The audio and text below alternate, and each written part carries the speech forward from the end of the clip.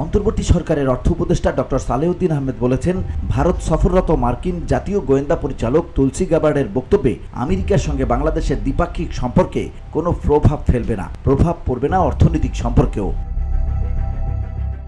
মঙ্গলবার সচিবালয়ে ক্রয় সংক্রান্ত উপদেষ্টা কমিটির বৈঠক শেষে এসব কথা বলেন তিনি। অর্থ উপদেষ্টা বলেন, বাংলাদেশ খাদের কিনারায় ছিল, এখন সেখান থেকে উত্তরণ হয়েছে।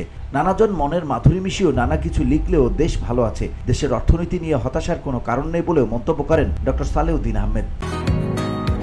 বসুন্ধরা, উত্তরা, বনশ্রী, কুড়িল ও বাড্ডা সহ রাজধানীর বিভিন্ন স্থানে অভিজাত ও অত্যাধুনিক মানের ফ্ল্যাট কেনার এক নির্ভরযোগ্য প্রতিষ্ঠান প্লেজেন্ট প্রপার্টিজ লিমিটেড। তাই আপনার স্বপ্নের আবাসনের জন্য আজই যোগাযোগ করুন। Pleasant properties limited, where destiny matches eventually।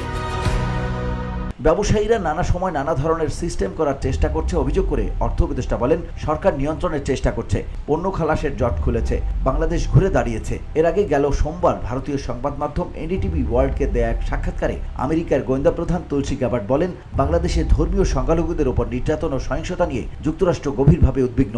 পরে প্রধান উপদেষ্টার প্রেস উইং থেকে বলা হয়, তুলসীর এই অভিযোগ ভিত্তিহীন। VOD Bangla news desk.